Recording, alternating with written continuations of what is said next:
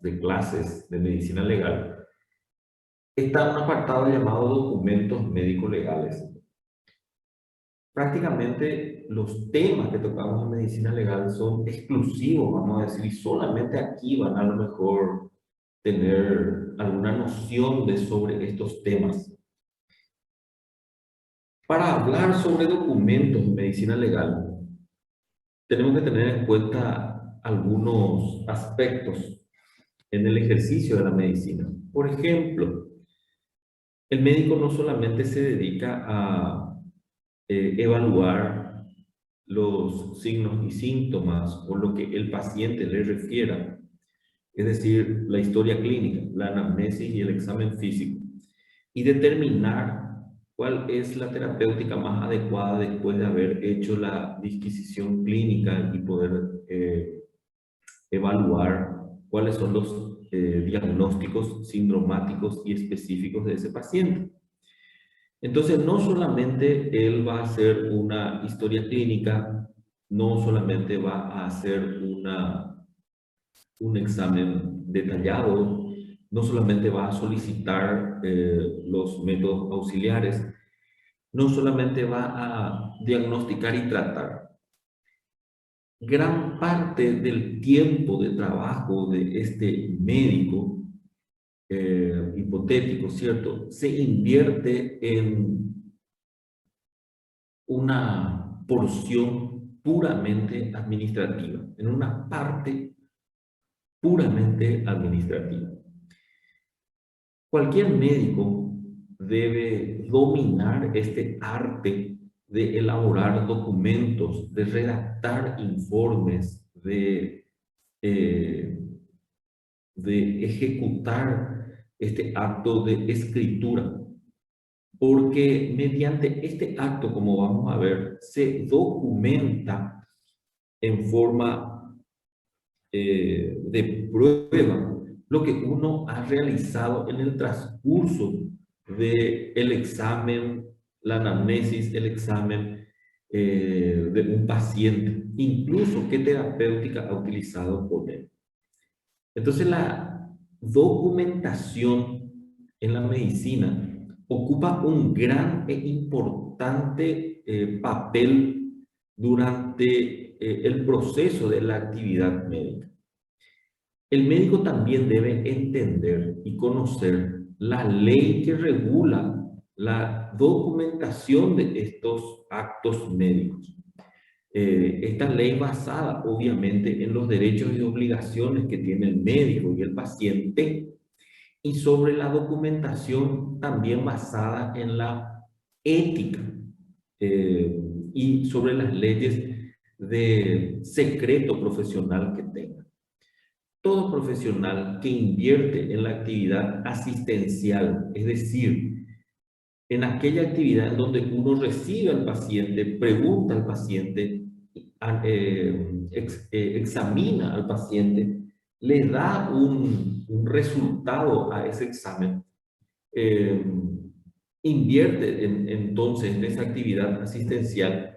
Este médico está obligado no solo a la correcta prestación de esa técnica, sino al cumplimiento de los deberes de información y documentación clínica. Es decir, no solamente debe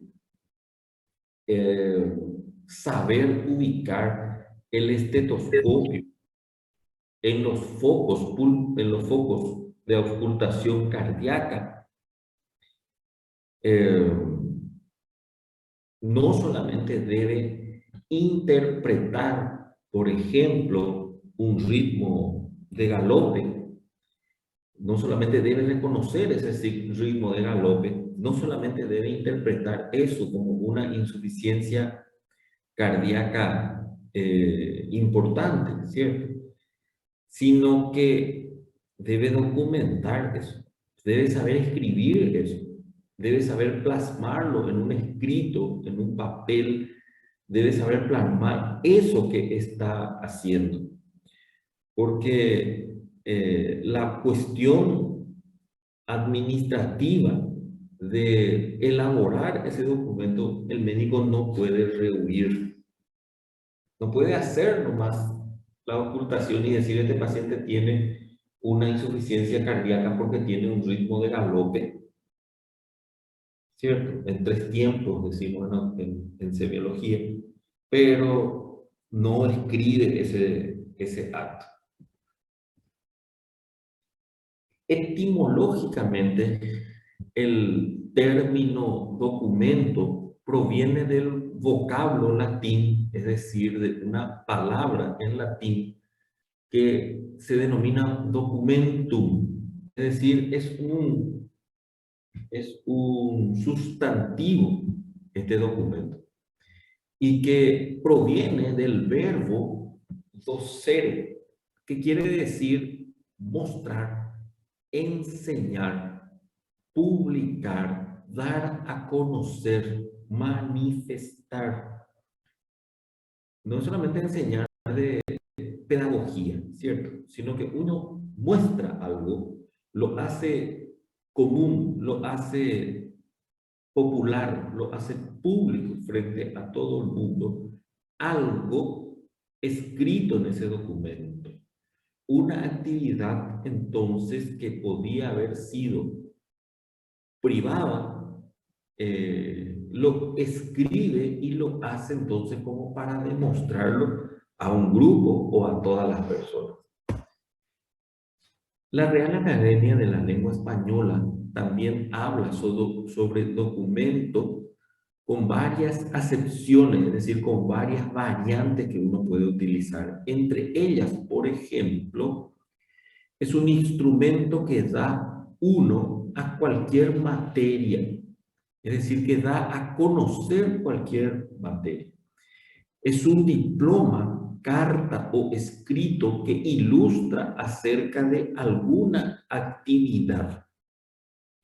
Es cualquier cosa que sirva para comprobar algo, una actividad, un hecho, un verbo. Un documento también es una escritura o papel autorizado con el que se prueba que se hace constar una determinada actividad, una determinada cosa.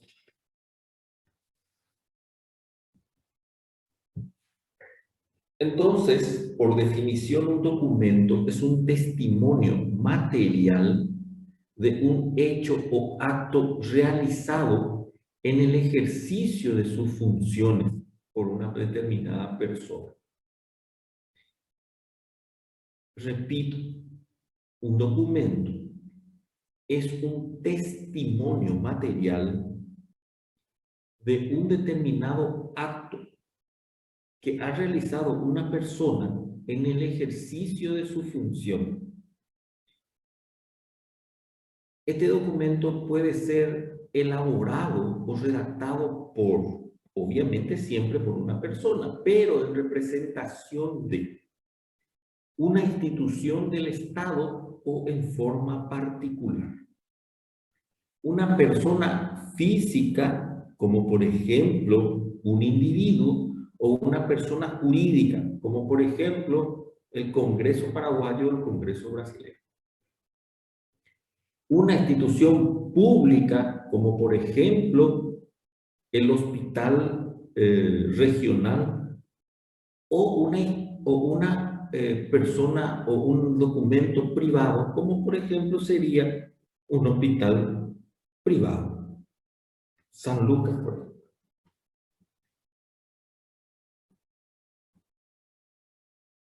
Hay ciertos parámetros que un documento, para que tenga valor como una prueba de la actividad que se realizó o que realizó esa persona, debe tener cierto contenido, ciertos parámetros.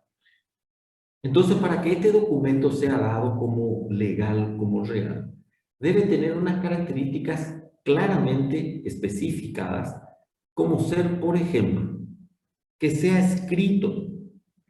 El documento no puede ser graficado, por ejemplo, ¿cierto? Tiene que ser escrito. Un documento no puede ser una foto, por ejemplo. Puede contener una foto, pero es parte del documento eso. Una foto de por sí no hace el documento. Tiene que tener algo escrito que pueda ser atribuido a una persona. Es decir, debe tener una asignatura, debe tener una firma, una característica que diga que tal o cual persona fue la que redactó ese documento. No puede ser anónimo, no puede ser que uno escriba y entregue un documento sin tener una firma determinada, que sea adecuado a los efectos jurídicos para los cuales fue hecho, es decir, para lo administrativo o para registrar una actividad o para que se ejecute una actividad en base a ese documento, o incluso como una prueba probatoria, como el caso de los dictámenes médico-legales. También debe cumplir ciertas normas escritos o escritas, las normas, en el Código Civil de cada región. Por ejemplo, existe un Código Civil brasilero, existe un Código Civil paraguayo, un Código Civil argentino, cuya normativa para la elaboración de un documento no varía mucho, excepto, por ejemplo, en el Brasil. Es por eso que los certificados de escolaridad, por ejemplo, de ustedes, que son para los fines administrativos, es decir, que ustedes, por ejemplo, han pagado o no la escuela, para los fines registrales, para saber, por ejemplo, cuál fue la nota con que Mateus o Gabriela pasó el enseño medio en forma de promedio, ¿cierto? Y para probar también de que Gabriela y Mateus han pasado el enseño medio, ¿cierto? Algunos, por ejemplo, hay duda de que pasó el enseño medio. Entonces, pero esos documentos, supongo que como fueron hechos en el Brasil, siguiendo el Código Civil brasilero, esos documentos son en idioma portugués. Entonces, para que tengan valor, se necesita traducirlos oficialmente. No puede traducir cualquier persona que crea que una palabra significa una u otra cosa. Lo tiene que hacerlo en forma detallada.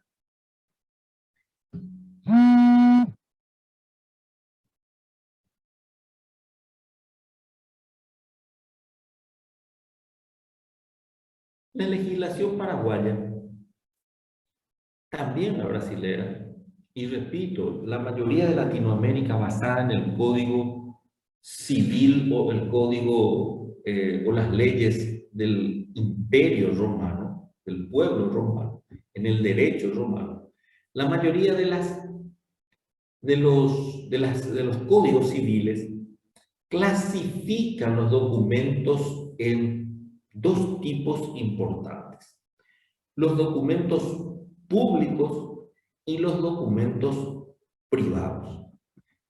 Los documentos públicos son expedidos por funcionarios públicos legalmente facultados para dar fe en lo que se refiere al ejercicio de esa función. Es decir, se realizó la vacunación de Adriana,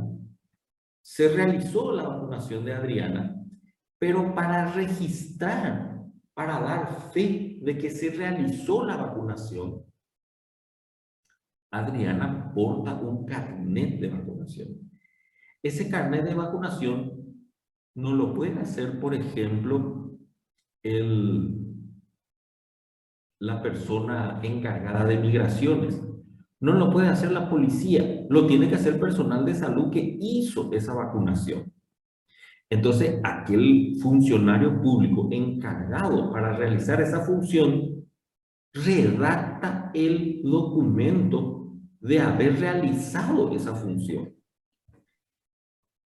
Adriana no necesita tener un video de su vacunación. No necesita tener al vacunador consigo al lado para que testifique cada vez que un policía le pregunte a Adriana dónde está su documento, dónde está su carnet de vacunación. Porque usted no puede transitar aquí en el Paraguay sin ese carnet de vacunación, por ejemplo. Ella no necesita que el vacunador le acompañe para testificar. Ella, con la presentación de ese documento, basta y sobra para decir: yo estoy vacunado.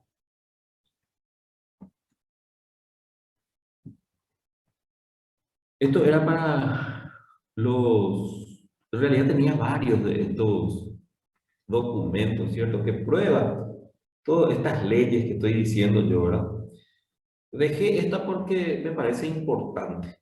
Vamos a leer un poquitito. Dice: falsedad ideológica. El que inserta o hace insertar, el que coloca en un instrumento público, por ejemplo, un documento público, declaraciones falsas concernientes a hechos que deban probarse con el documento, con el objeto de emplearlo como si la declaración fuera conforme a la verdad, será reprimido si se usa, si de su uso puede resultar algún perjuicio, con pena privativa de libertad de hasta 6 años, no menor de 3, y 180 a 300 días de multa. Más o menos sería, más o menos 1.500.000, más o menos, lo que sería más o menos 1.000 reales.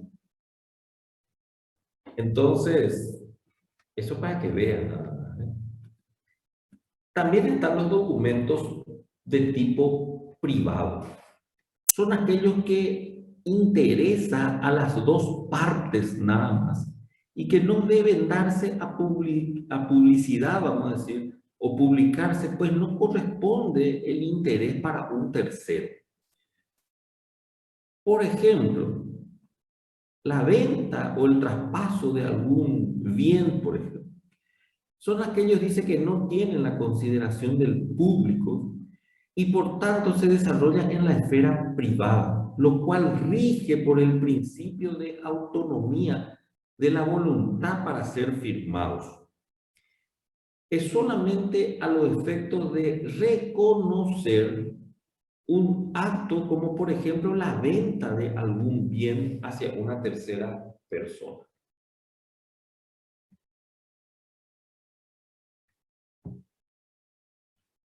Aquí entran, por ejemplo, los certificados, por ejemplo. El médico dice que maliciosamente expida un certificado falso respecto a la existencia o no existencia presente o pasada de enfermedades físicas o mentales, será reprimido con pena privativa de libertad no mayor de 3 años e inhabilitación por 1 o 2 años en el ejercicio de su función como médico, conforme al artículo 36. Aquí está la clasificación de los documentos. Les dejo esto no vamos a preguntar en el examen, pero para aquellos que quieran conocer cuáles son los documentos en el Paraguay, públicos o privados, está aquí, pueden mirar un poquitito.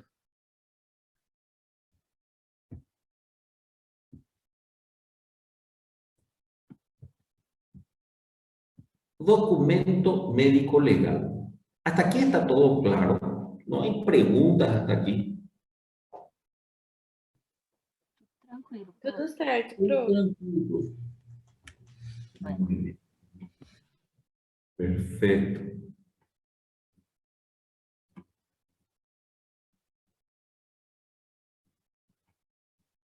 Bueno.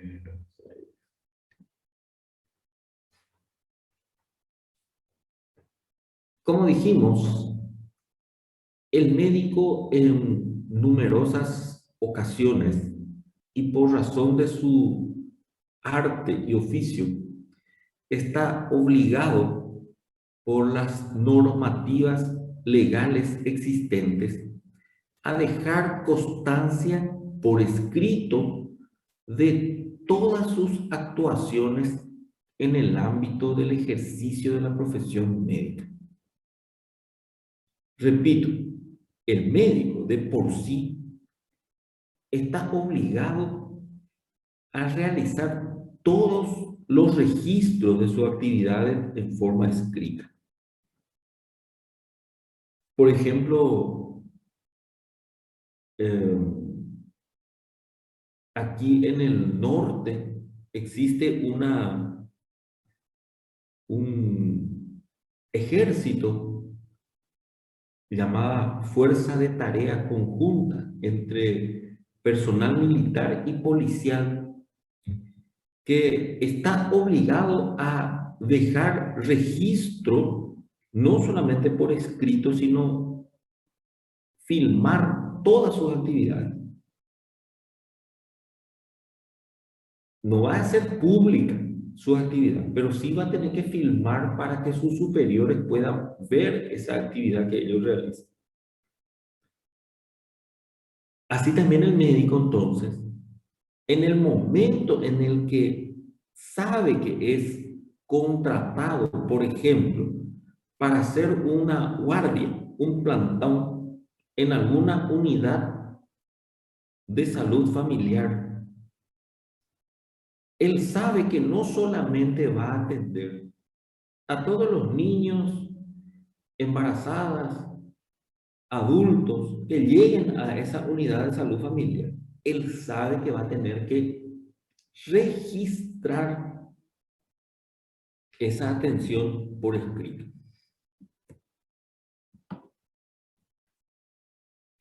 Este acto, o en este acto, queda constatado en los denominados documentos médico-legales, que podríamos definir como todas aquellas actuaciones escritas que utiliza el médico en sus relaciones profesionales con las autoridades, los organismos, las instituciones o cualquier persona relacionada al acto médico.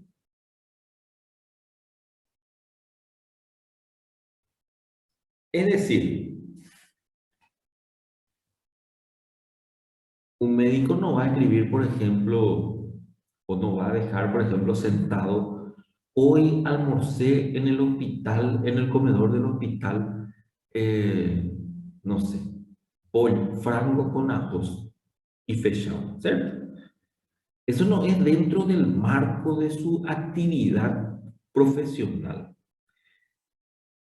Él es médico y realizó ese acto, pero no es dentro del marco profesional. Le cuento más esto porque a veces no queda claro. Tiene que hacerlo en todas las funciones, todos los pacientes que él atendió, cuál fue el resultado, cómo o cuál fue el diagnóstico, o si está esperando algún resultado de su diagnóstico.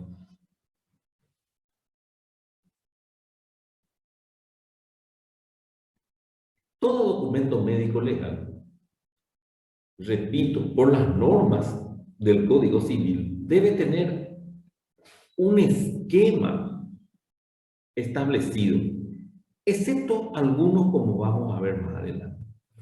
Debe tener un encabezamiento con el título del documento, un membrete de la institución en donde se realizó el acto o el organismo que fomenta o que induce a la formación, a la acción de ese acto, desde la que se emite el referido documento. Debe tener un cuerpo en donde figura la identificación de la persona a la cual se le realizó el acto, los datos relativos a la solicitud quién solicita, por qué solicita, quién es el médico y cuál es su diagnóstico presuntivo. Y lo relativo a la notificación, es decir, ¿cómo vamos a notificar esto? Debe tener un lugar, una fecha en donde se realizó o se escribió ese documento, así como la firma del médico que redacta el documento. Y debe tener un destinatario, es decir, a otro colega, como los actos sanitarios, a la administración para saber cuántos pacientes consultó, o a la autoridad judicial cuando se solicitó ese documento por vía judicial.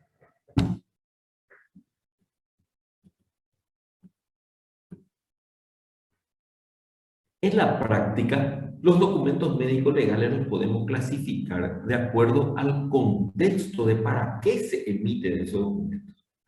Y entonces surge la clasificación en judiciales, sanitarios, administrativos o laborales. ¿Qué son los documentos judiciales? Documentos médico-legal judiciales. Estos documentos corresponden a la notificación escrita que realiza el médico para informar a la autoridad judicial sobre lo que la autoridad judicial pregunta. Por ejemplo, si la paciente fue o no atendida en ese servicio, o si la paciente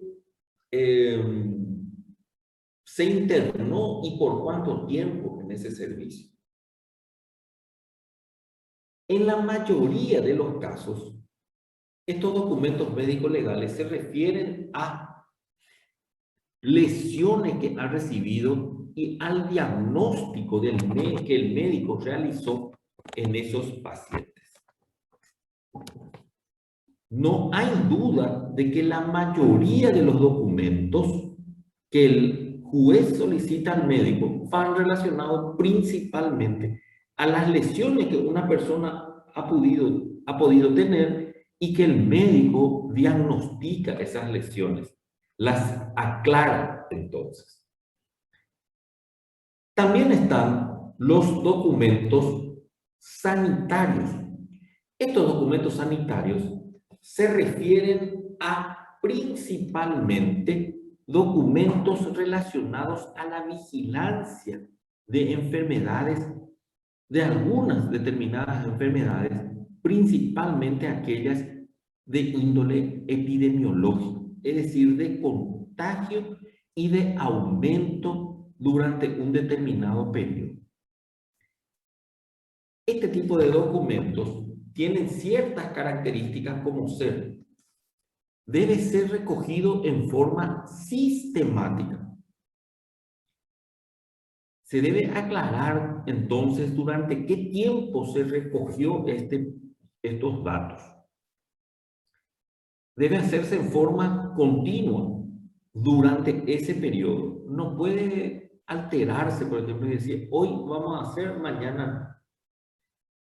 La información, la escritura y el enviar ese documento debe hacerse en forma oportuna, debe redactarse en forma confiable y debe tener todos los requerimientos que se solicitan en ese informe, en ese documento sanitario.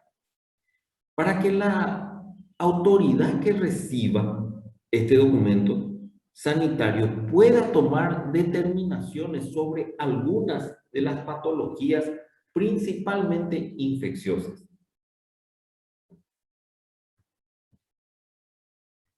Para ello, dice, tiene como fuente de información al médico, que es el que recoge esa información y la transcribe en el documento, constituyendo de esta manera una táctica eficaz del control de enfermedades epidémicas o epidemiológicas. no necesariamente la autoridad sanitaria va a solicitar esto. Por ejemplo, se coloca una lomada en una pendiente, ¿cierto? Solo que esta lomada ya se puso todas las señalizaciones correspondientes y todavía sigue accidentándose algunos motoqueiros bajando por esa lomada. Entonces el prefecto o la Cámara Municipal solicita un informe porque hay una denuncia de que esa lomada está mal puesta, mal señalizada. Y entonces solicita que atiendan bien lo que dice el pedido a la Cámara. Dice retirar la lomada o señalizarla mejor porque hay muchos accidentes a causa de esa lomada, de esa quebramola, ¿cierto? Entonces, la Cámara o el prefecto solicita a la dirección sanitaria que informe, por favor, cuántos pacientes han sido atendidos por caída en esa lomada en un determinado periodo y de aquí en adelante. Entonces, eso también es un deber del médico, completar a veces algunos documentos que se solicitan. Por ejemplo, siempre utilizo su nombre, ¿verdad? No, espero que no se note, pero el doctor Peralta, por ejemplo, él es infectólogo, pediatra, el infectólogo pediatra de mi hija, muy buen profesional. Él recibe un chiquito con unas lesiones a nivel de perdón, con un cuadro febril, por ejemplo, ¿cierto? Que se instaló en los últimos 2 días. La mamá al principio pensó que era solamente que estuvo expuesto al sol, después no le sacó más al sol y ahora sigue con su fiebre, ahora viene a consultar, no presenta cuadros respiratorios, no presenta lesiones en la piel, no presenta adenomegalias, solamente refiere cefalea, fiebre. Entonces el doctor le evalúa a ese paciente. Y como hay una epidemia de dengue en ese momento, él piensa que puede ser dengue. Entonces él está obligado no solamente a atenderle a ese niño, a dar todo su conocimiento para que ese niño se recupere, sino también a llenar este documento llamado ficha de notificación e investigación del síndrome febril agudo. Esto es lo que se llena por cada paciente que se sospecha puede tener dengue, por ejemplo. Así hay, por ejemplo, para meningitis, para parálisis flácida, para febriles eruptivas, sarampión, por ejemplo. Entonces, para diferentes tipos de patología o síndrome aparece una ficha de notificación obligatoria. También pueden ser los documentos laborales, por ejemplo. Y los documentos laborales utilizados para el relacionamiento sanitario entre una institución o un patrón, un jefe, y sus personales.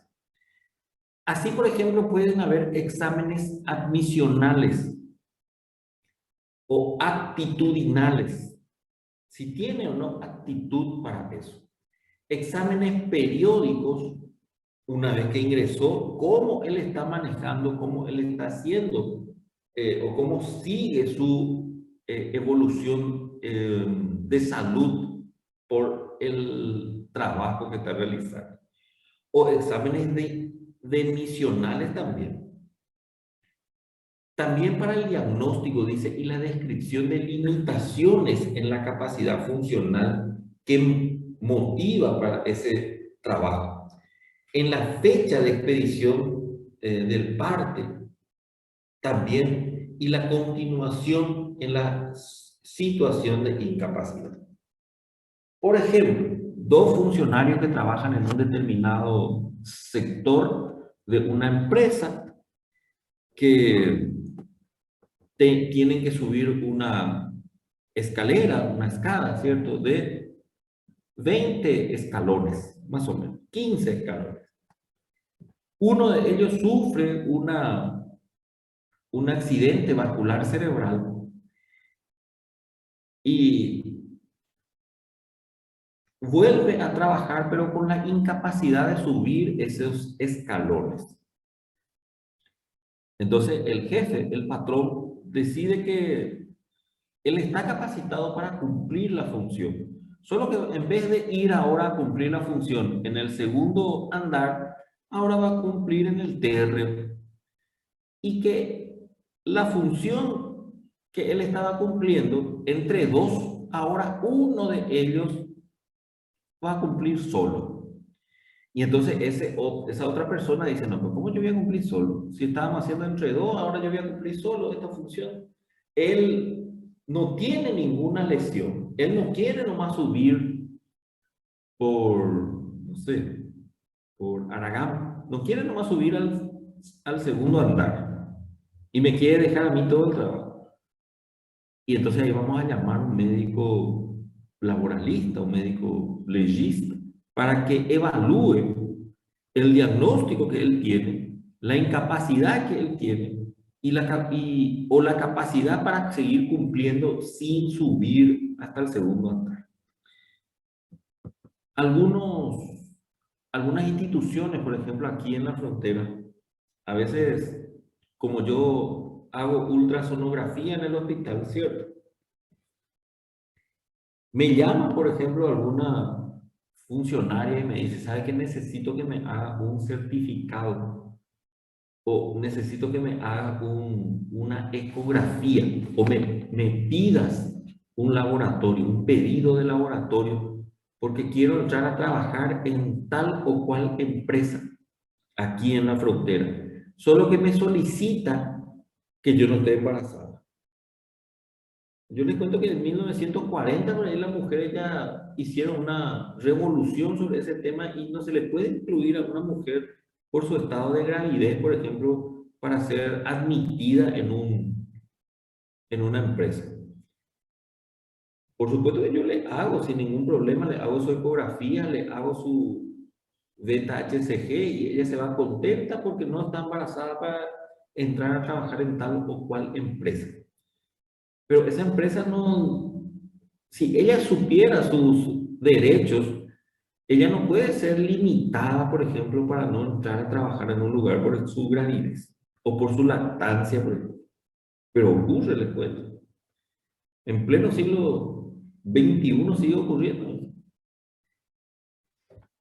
Entonces, recordar que los documentos laborales pueden ser escritos para admitir a una persona, por ejemplo, en las filas policiales, ¿cierto? O como chofer, por ejemplo, como motorista, por ejemplo, no puede cualquiera nomás entrar. O para mantenerse en determinado lugar o para salir de determinado lugar por una incapacidad limitante. Las causas, dice, que pueden provocar incapacidad son enfermedad profesional o común, accidentes laborales o no. Otro tipo de documentos son los administrativos. Los documentos médicos legales administrativos son documentos por los cuales el destino de la comunicación no son las autoridades, sino el público en general.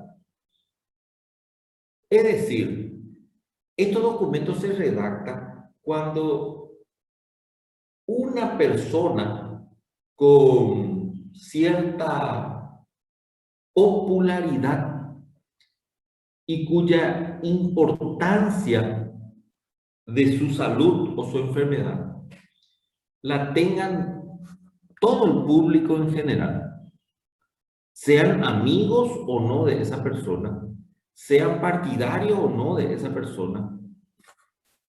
Estos documentos administrativos informan sobre la persona, pero más sobre el cargo, o sea, en respuesta al cargo que ocupa esa persona. A diferencia de los anteriores, los documentos administrativos no tienen un formato específico. Solo se rigen por la normativa legal y por la ética o la medicina deontológica, porque no podemos tampoco publicar todo lo referente a lo personal de una persona que está enferma.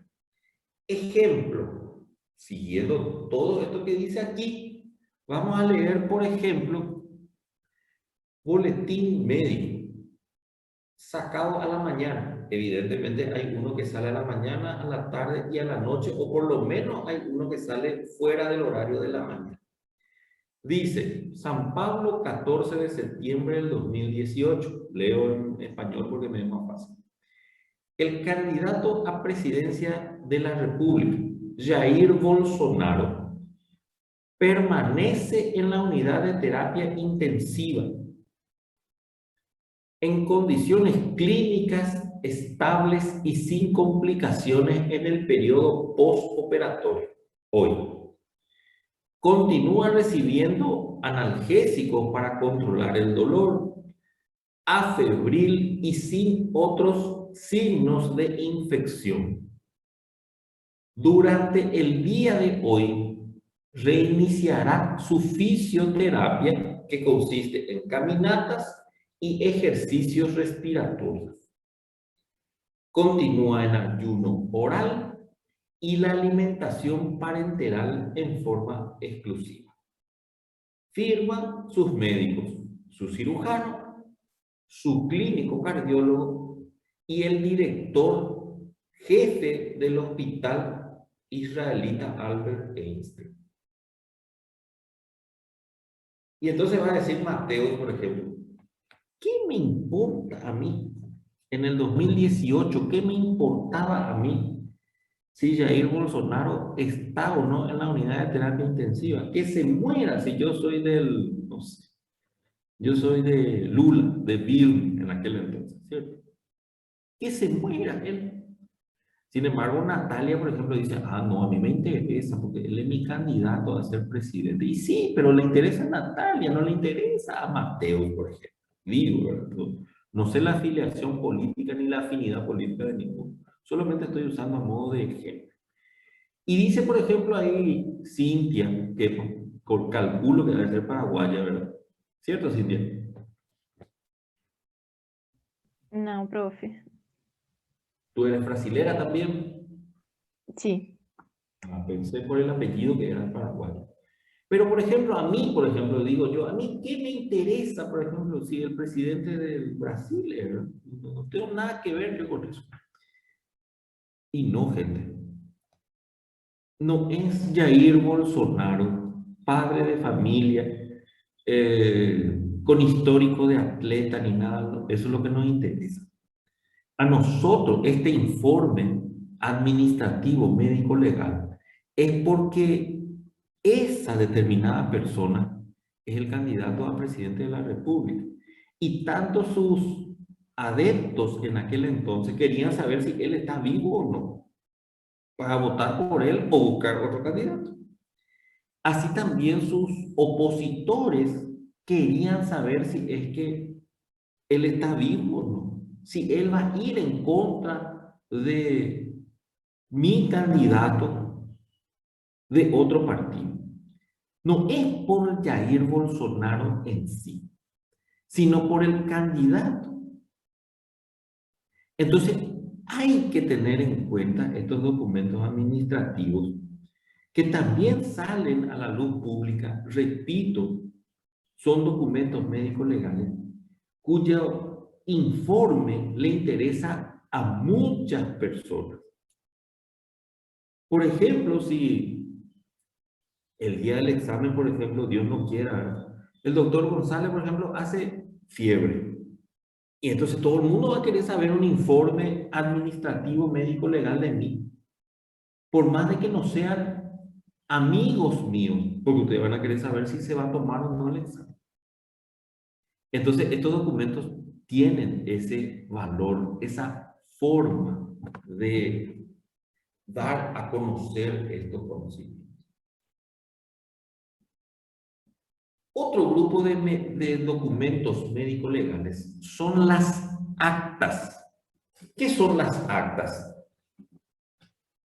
Desde el punto de vista médico, dice, podríamos considerar a las actas como una reseña, como que cuenta una historia escrita en la que se reconoce detalladamente un acto, un obrar en medicina.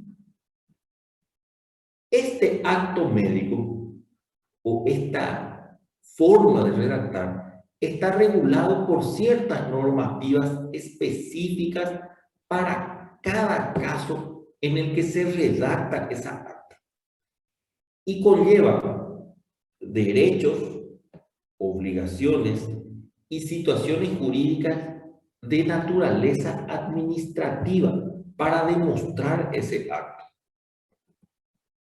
Por ejemplo, acá hay varios: actas de procedimiento en urgencia, acta de procedimiento en quirófano, actas de atención ambulatoria, actas de entrega de guardia, acta de registro de lesiones por tercero.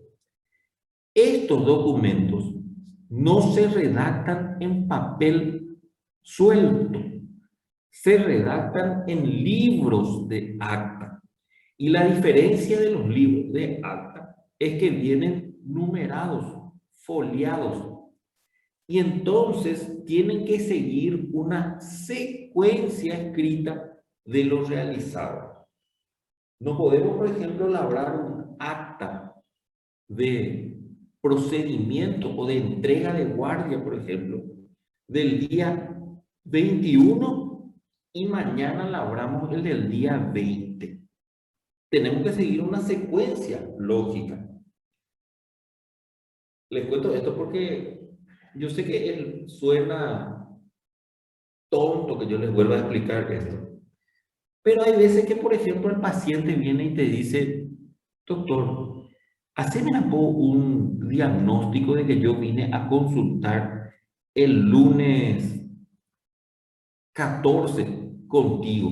¿Te acordás que yo vine a consultar contigo? Y sí, pero nosotros labramos acta de ese registro de lesiones que vos tuviste. Porque viste que a mí me pegaron y yo quiero denunciarle a quien me pegó, a quien me bateó, ¿cierto? Entonces, yo necesito de ese documento, pero y labramos acta nosotros de ese detalle. No, pero ahora no podés labrar, doctor. Claro, yo voy a labrar ahora, pero yo voy a labrar con la fecha de hoy 21. No, hacémela con la fecha del 17.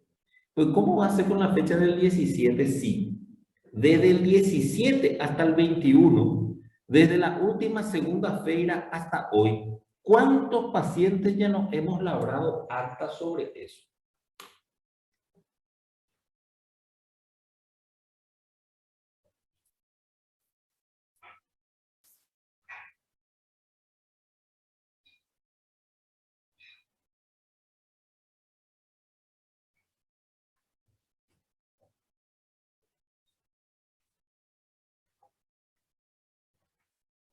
Entonces, hay que tener cuidado con la elaboración del acta.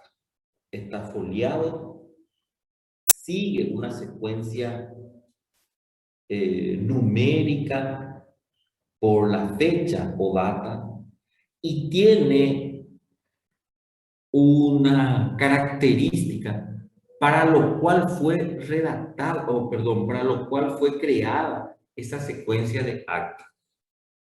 Por ejemplo, acta de entrega de guardia, dice, entre dos médicos o entre dos enfermeros o entre dos personales de limpieza, por ejemplo. Entonces, el médico va a elaborar su acta de entrega de guardia, porque ¿qué es lo que él entrega en forma preciosa, vamos a decir? En forma como un tesoro, sus pacientes. Entonces, yo le entrego a mi colega, la doctora Cintia González, le entrego, ella viene a tomar la guardia y yo le entrego en la cama 1 al paciente fulano de tal con el diagnóstico de apendicitis aguda en plan de cirugía hoy por el doctor fulano de tal. En la cama 2 le entrego al paciente o a la paciente fulanita con hemorragia digestiva alta.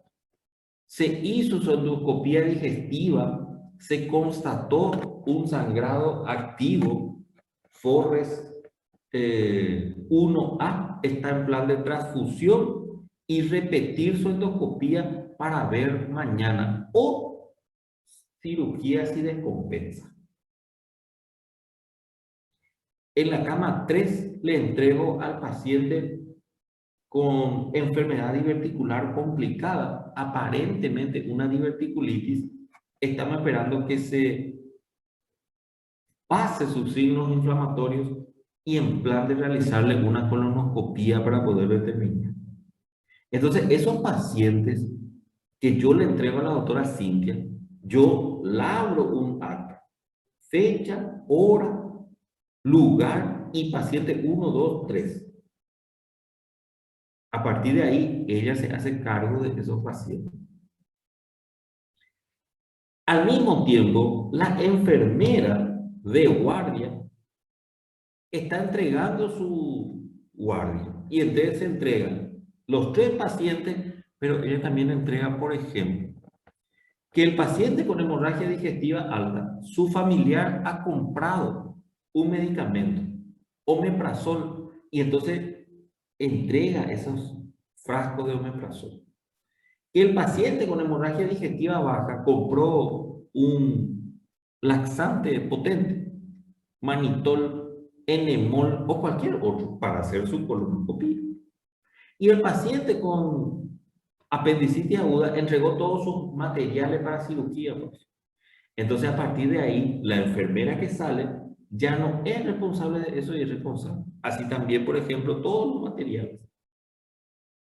Y el personal de limpieza, que también hace guardia, anota y entrega todos los materiales que aparecen. Déjenme, voy a solucionar un inconveniente y ya vuelvo. En minutos. Continuamos, ¿sí? Ya nos queda poquito de clase, ¿sí? Dale, profe. Gracias. Suerte.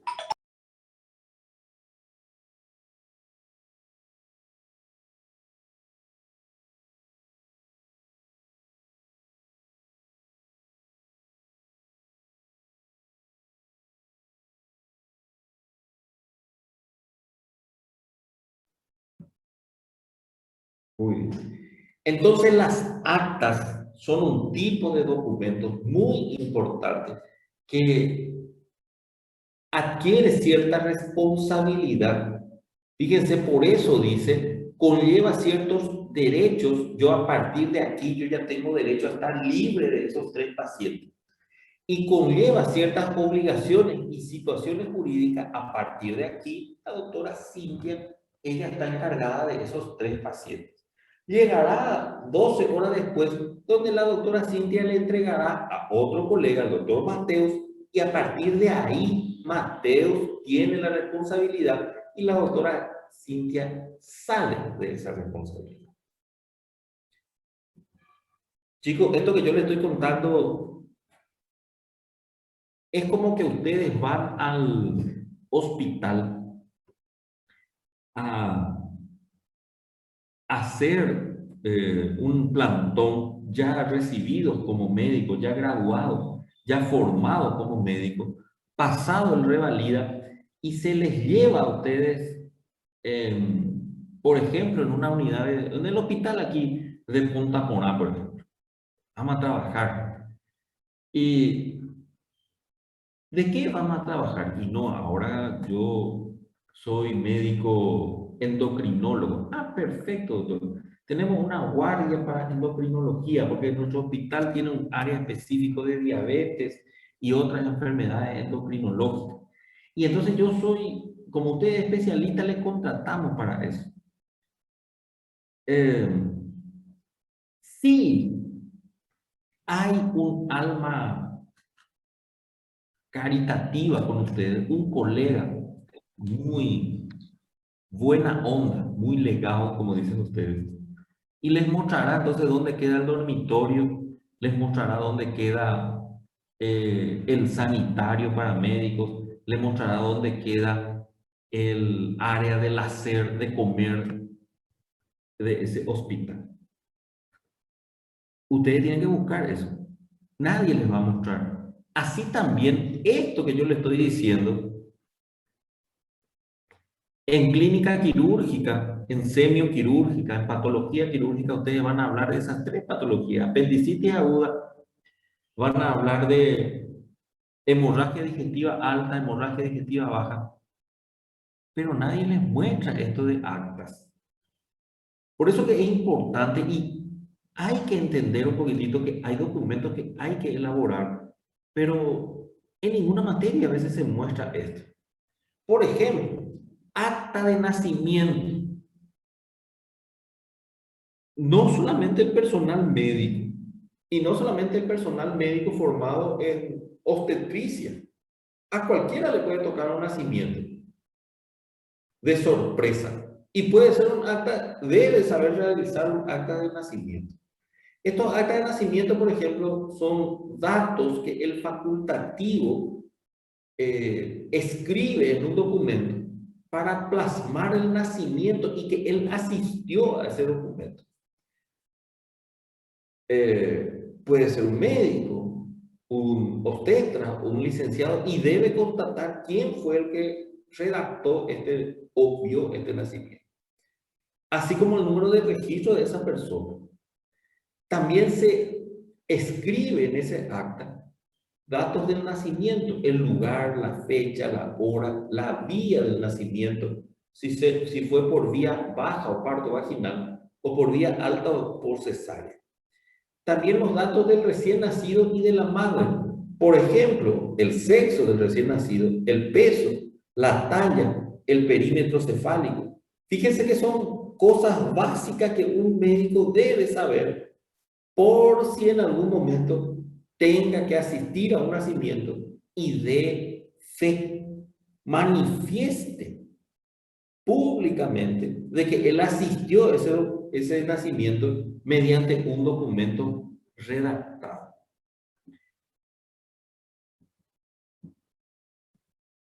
Incluso en el Brasil se solicitan a veces datos de filiación de los abuelos, por ejemplo.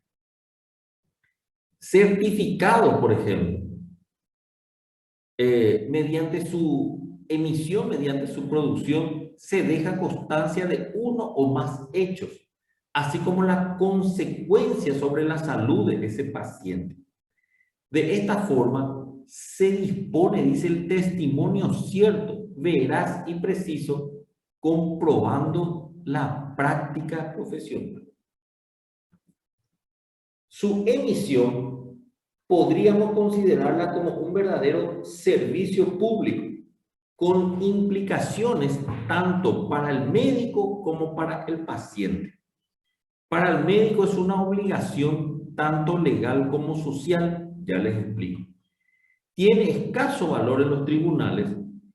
Los certificados tienen mayor importancia en lo administrativo y en lo privado. ¿Por qué hacemos la salvedad de que es una obligación social y legal? Porque hay algunos médicos, por ejemplo, que uno va a consultar con ellos o a hacerse, por ejemplo, un estudio ecográfico. Y entonces se hace la ecografía, la paciente, y le dice, ah, muy bien, vos estás embarazada, tenés más o menos 4 meses de gestación, tu hijo van a ser más o menos de aquí a 5 meses en tal fecha. Y le dice, doctor, ¿vos no me podés dar un atestado de eso? Ah, no. Sin atestado es 200 reales. Con atestado, 300 reales. El atestado, el documento, el certificado, no tiene que tener un valor por encima de lo ya establecido. Usted cobra tanto, cobra por su servicio, su conocimiento y el traspaso de esos conocimientos. La documentación de esa actividad es un derecho que tiene el paciente de recibir qué es lo que el médico habló, palpó, auscultó, percutió y toda la actividad que él hizo sobre esa persona. Es decir, no puede haber un valor pecuniario, remunerado, más por la elaboración del documento, porque el documento es un simple acto que detalla y da prueba de lo que uno realmente hizo, incluso de lo que uno habla con el paciente. Porque este médico, por ejemplo, ecografista, ya le comentó a la señora, le hizo su ecografía y constató un embarazo. Pero él no paró ahí. Él ya le comunicó a la señora que ella está embarazada. Entonces, no hay forma de exigir mayor remuneración por algo que el paciente debe de tener sí o sí. Que tal o cual médico no haga de esa manera, no le exime a ustedes a que lo hagan en forma correcta. Porque a veces la ley cae sobre alguno y entonces es implacable. Y no podemos justificar diciendo, la mayoría de los médicos hacen de esa manera. Eso no es una justificación para la justicia. Tipo de certificados. La próxima vamos a hablar bien sobre esto. Certificado de reposo, certificado de defunción, certificado de aptitud, es decir, que no está enfermo o que no tiene limitaciones para realizar algún acto. Entonces, vamos a hablar más en nuestra próxima clase sobre documentos. Avanzamos, le cuento un poquito más que otros grupos, ¿sí? Entonces, en la próxima clase probablemente vamos a dar documentos, la segunda parte, y también vamos a tocar un poco más sobre algún otro tema, para poder equipararnos con los otros grupos, ¿sí? ¿Preguntas? No, doctor. No, Doutor, tô tranquilo. No, profe. ¿Está todo certo? Sí, Bueno, doctor. espere que hoy nosotros vamos a tener una pequeña sorpresa por parte de la académica, ¿sí? Esperen un ratito aquí. Sorpresa. Entonces, a ver, por favor. Ana Paula está aquí. Prendan sus cámaras, por favor. Presente. Só um minuto. Doutor, Dime. eu tô pelo computador, eu vou ter que entrar pelo celular se for ligar a câmera. ¿Tú eres Ana Paula? Não, eu sou Aqui, a Gabriela. Só tô avisando que eu não vou ligar a câmera porque eu tô pelo computador. Y como hoy es de sorpresa, voy a perdonar, ¿sí? Pero la próxima, por favor, me van a tener que activar sus cámaras porque es una exigencia, ¿sí? Tá bom, a próxima eu entro pelo celular. Muy bien.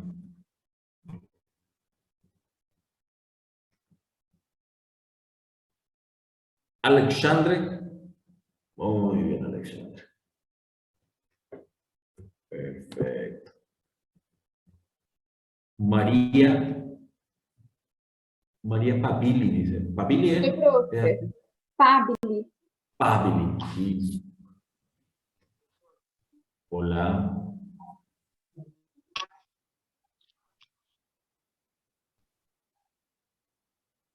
Este Alexander Sidney, él trancó. Muy bien. Flavia Alves. Yo presente. Gracias, Flavia. Gustavo Bailona. Presente, profe. Ustedes me corrigen si yo pronuncio mal, ¿sí? Así también Alfredo. ¿Sí? Julia Barbosa.